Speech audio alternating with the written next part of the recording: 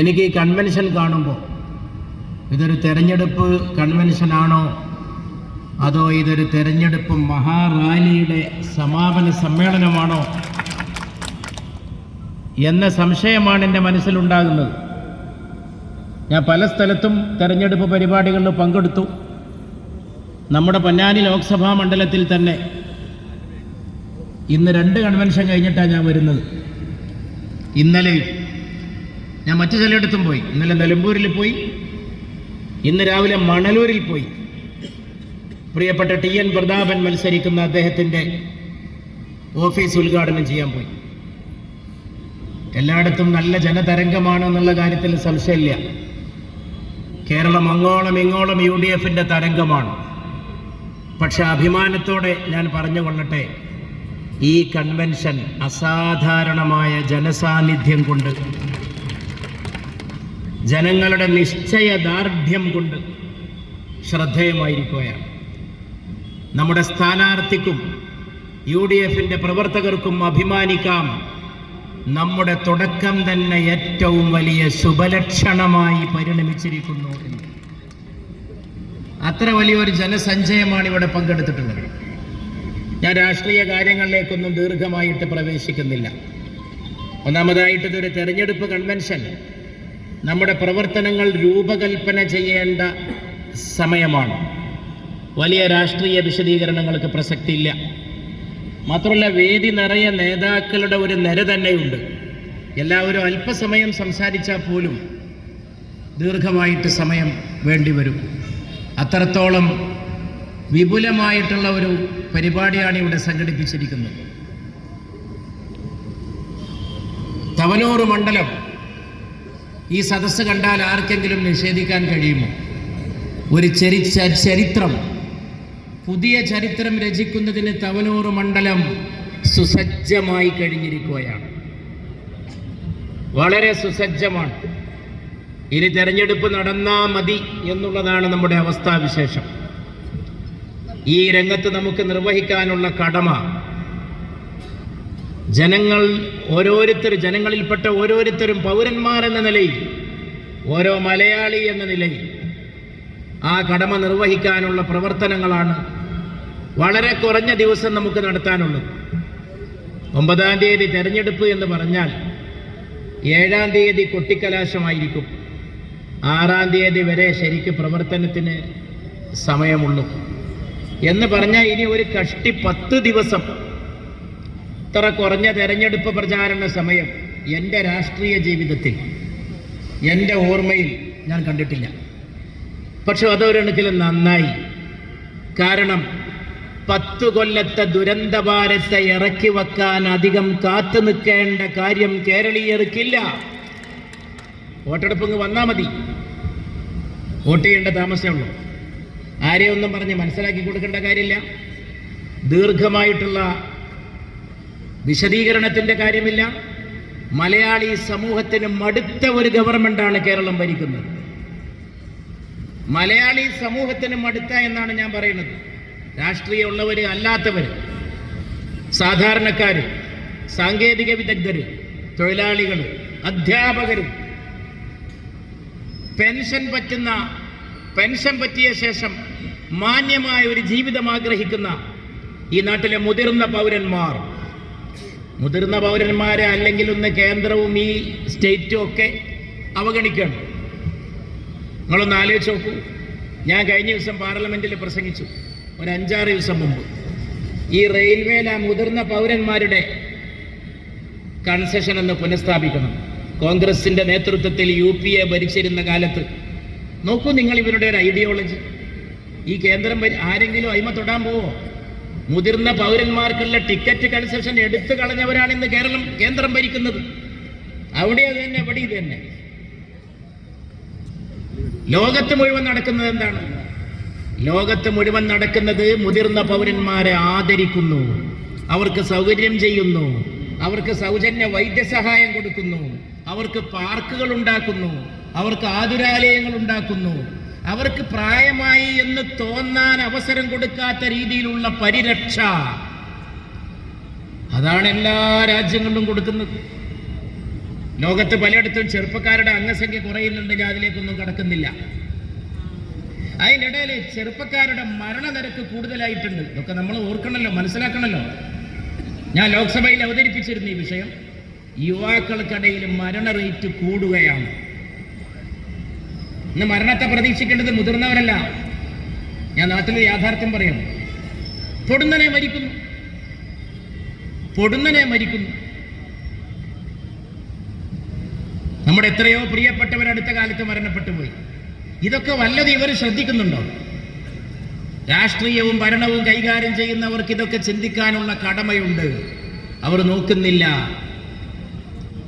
ചായക്കട പൂട്ടാൻ തുടങ്ങി ഈ രാജ്യത്ത്. അങ്ങനത്തെ ഒരു പ്രതിസന്ധി നിങ്ങൾക്ക് ഓർമ്മയുണ്ടോ? ഇന്നൊന്നിലൊക്കെ പലയിടത്തും ഞാൻ കണ്ടു. നാട്ടിലുള്ള ചായക്കട പൂട്ടുകൾ. ചായക്കട പൂട്ടുക എന്ന് പറഞ്ഞാൽ അതൊരു അസാധാരണ സംഭവ വികാസമാണ്. അതിലേക്ക് നയിച്ചത് യുദ്ധമാണ് എന്ന് നമുക്കറിയാം. ഇറാന്റെ മേൽ അമേരിക്കയും ഇസ്രയേലും അടിച്ചേൽപ്പിച്ച യുദ്ധം. ഗൾഫിലെ നമ്മുടെ ലക്ഷക്കണക്കിന് പ്രവാസികളുടെ ഉത്കണ്ഠയുടെ മുൻമുനയിൽ നമ്മളൊക്കെ വലിയ അസ്വാസ്ഥ്യത്തിലാണ്. കേരളത്തിന്റെ സമ്പദ്ഘടന.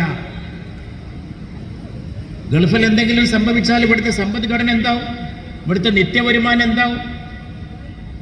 ഇവിടുത്തെ മീൻ മാർക്കറ്റ് മുതൽ അത് ബാധിക്കില്ലേ? അതൊക്കെ ഒന്ന് മനസ്സിലാക്കാനും കൊണ്ടൊരു അവസരമാണിത്.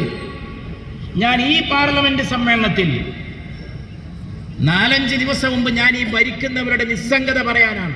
കേന്ദ്രമായാലും കേരളമായാലും ഈ 2 സ്ഥലത്തും ഭരിക്കുന്നത് നമ്മളല്ലല്ലോ. ഈ 2 സ്ഥലത്തും ഭരിക്കുന്നവരുടെ മനോഭാവമാണ് ഞാൻ ഇവിടെ എടുത്തു പറയുന്നത്. ഞാൻ ലോക്സഭയിൽ ആവശ്യപ്പെട്ടു, പാചകവാതകം ലഭ്യമല്ലാത്തതാണ് പ്രശ്നം. അതുകൊണ്ടാണ് ഈ ചായക്കട പൂട്ടുന്നത്. ഒരു ചായക്കട പൂട്ടിയാൽ ആൾക്കാർക്ക് അവിടെ ചെന്ന് ചായ കുടിക്കാൻ പറ്റില്ല എന്നുള്ളത് മാത്രമല്ല പ്രശ്നം. ആ ചായക്കടയെ ഉപജീവിക്കുന്ന അതിൻ്റെ ഉടമസ്ഥന്, തൊഴിലാളികള്, ചായപ്പൊടി, പഞ്ചസാര, അതിൻ്റെ കച്ചവടക്കാർ, സകല സ്ഥലത്തും അതിൻ്റെ ഒരു പ്രത്യാഘാതം വരും. ഒരു ചായക്കട പൂട്ടുമ്പോൾ പരിസരത്ത് മുഴുവനും പ്രത്യാഘാതം വരും. അതാണ് അതിൻ്റെ പോളിറ്റിക്സ്, അതിൻ്റെ രാഷ്ട്രീയം. അപ്പൊ ഞാൻ 4 ദിവസം മുമ്പാണ് ലോക്സഭയിൽ ആവശ്യപ്പെട്ടു, ഹോർമൂസ് കടലിടുക്ക് അടച്ചത് കൊണ്ടാണ് ഈ പാചകവാതകം ലഭ്യമല്ലാത്തത്. എങ്കിൽ ഹോർമൂസ് ഇതര മേഖലകളിൽ നിന്ന് പാചകവാതകം വാങ്ങാൻ കേന്ദ്ര ഗവൺമെന്റ് നടപടിയെടുക്കണം. അല്ലാത്തടത്തുകൊണ്ട് പാചകവാതകം അതിന് ഉണർന്ന് പ്രവർത്തിക്കണം. ആരുണ്ട് ഉണർന്ന് പ്രവർത്തിക്കാൻ? എന്തൊക്കെയാ നാട്ടിൽ നടക്കണം. ഞാൻ ഇന്നിങ്ങോട്ട് വരുമ്പോ ജിദ്ദയിൽ നിന്ന് വിളിയാണ്. 4 ദിവസം എയർപോർട്ടിൽ വന്ന് മടങ്ങിയ ഇബ്രാഹിം മുദൂര്, നമ്മുടെ മണ്ഡലത്തിലെ UDFന്റെ നേതാവ്, അദ്ദേഹത്തോട് ഞാൻ സംസാരിച്ചേ ഉള്ളൂ ഒരു ടിക്കറ്റിന്റെ കാര്യത്തിൽ. ജിദ്ദയിലെ എയർപോർട്ടിലെ എയർ ഇന്ത്യയുടെ മേധാവി മിസ്റ്റർ പ്രതാപിനോട് ഞാൻ സംസാരിച്ചു. എന്തൊക്കെയായി നിങ്ങൾ ആലോചിച്ച് നോക്കൂ. എവിടെയൊക്കെ ഇതിന്റെ പ്രത്യാഘാതങ്ങൾ. ഇതിലൊക്കെ ഇടപെടണ്ടേ? ഇതിലപ്പുറം ചെയ്യാൻ കഴിയും ഇന്ത്യ രാജ്യത്തിന്. ഇന്ത്യ ചേരിചേരായ്മക്ക് പേര് കേട്ട രാജ്യമാണ്. ഇന്ത്യ എങ്ങാനും UPAയുടെ കയ്യിലോ മറ്റോ ആയിരുന്നുവെങ്കിൽ ഇതിലിടപെട്ട് 2 കൂട്ടരെയും ഒരു മേശയ്ക്ക് ചുറ്റുമിരുത്തി സമാധാന സംഭാഷണത്തിന് ഇന്ത്യ മുൻകൈയെടുക്കുമായിരുന്നു. അങ്ങനെയുള്ള ഒരു ഭരണകൂടത്തെ കണ്ട നാടാണ് മഹത്തായ ഭാരതം. ഗാന്ധിയുടെ നാടാണ്, നെഹ്റുവിന്റെ നാടാണ്. അതൊക്കെ ഇവിടെ ഉണ്ടായിട്ടുണ്ട്. ഒരു ചേരിയിൽ ഇന്ത്യ നിൽക്കൂല. ചേരാരാജ്യം എന്നാണ് പറയാ. നമ്മളൊക്കെ സ്കൂളിൽ അങ്ങനെയാ പഠിച്ചത്. ഇന്ത്യയുടെ ചേരാനയം. ഒരു ചേരിയിലും ചേരൂല. ആ ചേരിയിലില്ല, ഈ ചേരിയിലില്ല. നോൺ അലൈൻമെന്റ് മൂവ്മെന്റ് എന്ന ഒരു പ്രസ്ഥാനത്തെ ലോകത്തിന് കാട്ടിക്കൊടുത്ത ജവഹർലാലിന്റെ നാടാണ് ഇന്ത്യ. ഇതൊക്കെയാണ് ഞങ്ങൾക്ക് ഇവിടെ പറയാനുള്ള കാര്യങ്ങൾ. ഇതിനെക്കുറിച്ച് നിങ്ങൾക്ക് എന്താ പറയാനുള്ളത്? ഇവിടെ മത്സരിക്കുന്ന ജോയ്ക്ക് പറയാനുണ്ട് ഈ വക കാര്യങ്ങൾ. ഇവിടെ മത്സരിക്കുന്ന മറ്റുള്ള മുന്നണികൾക്ക് എന്ത് പറയാനുണ്ട്? എന്ത് നയമുണ്ട്? അതുകൊണ്ട് ഇവിടെ നമ്മൾ നേരിടുന്ന പ്രശ്നം സംസ്ഥാനത്തെ ബാധിക്കുന്ന പ്രശ്നം മാത്രമല്ല, ദേശീയമായ പ്രശ്നങ്ങളുണ്ട്. സംസ്ഥാനത്തിന്റെ പ്രശ്നങ്ങൾക്കും ദേശീയമായ മാനങ്ങളുണ്ട്. അത് കണ്ടുകൊണ്ട് പരിഹരിക്കാനുള്ള കാഴ്ചപ്പാടുണ്ടാവണം. വിശാലമായ രാഷ്ട്രീയം ഉണ്ടാകണം. അത് UPAക്കാണുള്ളത്. കോൺഗ്രസിന്റെ നേതൃത്വത്തിലുള്ള രാഹുൽ ഗാന്ധി നയിക്കുന്ന ആ മുന്നണിക്കാണുള്ളത്. പക്ഷെ ഇവരെ കയ്യിൽ നിന്നൊന്നും പ്രതീക്ഷിക്കാൻ കഴിയില്ല. കേരളം കൂപ്പുകുത്തുകയാണ് തകർച്ചയിലേക്ക്. സാമ്പത്തിക രംഗം, വിദ്യാഭ്യാസ രംഗം, തൊഴിലില്ലായ്മ. ചെറുപ്പക്കാർക്ക് ഇവിടെ തന്നെ പഠിക്കാൻ സൗകര്യം വേണ്ടേ? ഇവിടെ തന്നെ തൊഴിൽ വേണ്ടേ? ഈ യുദ്ധം നൽകുന്ന പാഠം എന്താണ്? യുദ്ധം നൽകുന്ന പാഠം ഏത് കാര്യത്തിനും വിദേശത്തെ ആശ്രയിച്ചുകൊണ്ടൊരു സമൂഹത്തിന് നിലനിൽക്കാൻ കഴിയില്ല എന്ന പാഠമാണ്. ഇവിടെ തന്നെ തൊഴിൽ സാധ്യത വർദ്ധിപ്പിക്കണം. ഇവിടെ ഒരുപാട് പോസിബിലിറ്റീസ് ഉണ്ട്. ഒരു ഗവൺമെന്റിന്റെ ബാധ്യത അതാണ്. അതിനൊന്നും തയ്യാറല്ല. അവസാനം ഈ കേരളത്തിന്റെ സാമൂഹിക സൗഹൃദവും തകർക്കുന്ന പ്രവർത്തനങ്ങളാണ്. സാമൂഹിക സൗഹൃദം, ജനങ്ങൾക്കിടയിൽ പരമ്പരാഗതമായിട്ട് നിലകൊള്ളുന്ന സമാധാനപരമായ സഹവർത്തിത്വം അങ്ങുമിങ്ങും ആദരിച്ചുകൊണ്ടാണ് നമ്മൾ ജീവിച്ചത്. ഭാരതപ്പുഴയുടെ തീരത്താണ് ഈ കൺവെൻഷൻ നടക്കുന്നത്. ഈ ഭാരതപ്പുഴ സാക്ഷിയാണ്. ജനങ്ങൾ എങ്ങനെ ഇവിടെ ജീവിച്ചു ഈ കേരള മണ്ണിൽ. ഇവിടെ നിന്ന് അങ്ങോട്ട് പറഞ്ഞാൽ മതി ഈ കേരളത്തെക്കുറിച്ച്. ഇവിടെ ജൈനുദ്ദീൻ മഖ്ദൂമാണ്. പൊന്നാനിയിലേക്ക് പോയാൽ കുറച്ചപ്പുറത്തേക്ക് വന്നാൽ എടശ്ശേരിയാണ്, കുറച്ചപ്പുറത്തേക്ക് വന്നാൽ ഉറൂബാണ്. ഒക്കെ ഇവിടെയാണ്. ഈ ഉറൂബ് കേട്ടാത്തൊന്നുമല്ല അറബി വാക്കാണോ? അത് മലയാളത്തിലെ ഒരു സാഹിത്യകാരൻ്റെ തൂലികാനാമമാണ്. അദ്ദേഹത്തിൻ്റെ ശരിക്കുള്ള പേര് PC കുട്ടിക്കൃഷ്ണൻ എന്നാണ്. PC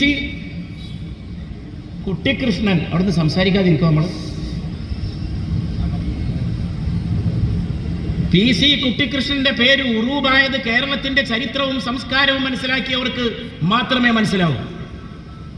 ഒരു മുസ്ലിം വനിതയെ മുഖ്യ കഥാപാത്രമാക്കിക്കൊണ്ട് മലയാളത്തിൽ ആദ്യം ഒരു നോവൽ എഴുതുന്നത് ഈ PC കുട്ടിക്കൃഷ്ണനാണ്. ഉമ്മാച്ചു. ഇതൊക്കെ ഇവിടെ നടക്കുന്നത്. ഈ ഭാരതപ്പുഴയുടെ തീരത്താണ് ഇതൊക്കെ നടക്കുന്നത്. ഉമ്മാച്ചു അതാദ്യമാണ്, അതിന് മുമ്പില്ല. ഇവിടുന്ന് കുറച്ചങ്ങോട്ട് പോയ വള്ളത്തോളാണ്.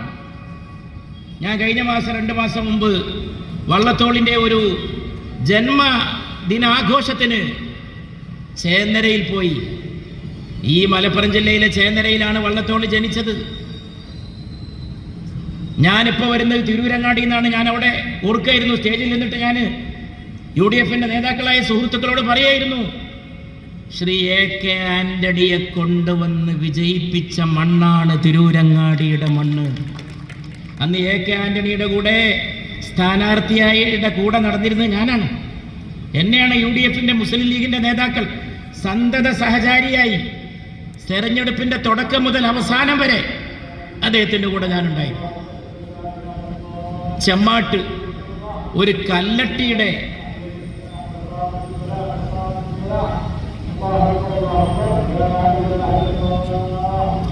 കല്ലട്ടിയുടെ മുകളിൽ കയറിയിട്ടാണ് അന്ന് ചെമ്മാട്ടങ്ങാടിയിൽ ഞാൻ പ്രസംഗിച്ചത്. ഞാൻ ഇപ്പോൾ തിരുരങ്ങാടിയിൽ ഇത് പറഞ്ഞപ്പോൾ സ്റ്റേജിലുള്ള എല്ലാവരും കൂടി പറയാൻ തുടങ്ങി. തമാശയായിട്ടാണ് ആ കല്ലട്ടി മറിഞ്ഞു വീണു. എത്രയോ വർഷങ്ങൾക്ക് മുമ്പാണ്. ആ മലപ്പുറം മണ്ണാണിത്. ഇന്ന് കേരളത്തിൽ ചിന്തിക്കാൻ കഴിയോ? ഈ ഒരവസ്ഥ കേരളത്തിൽ ആരുണ്ടാക്കി?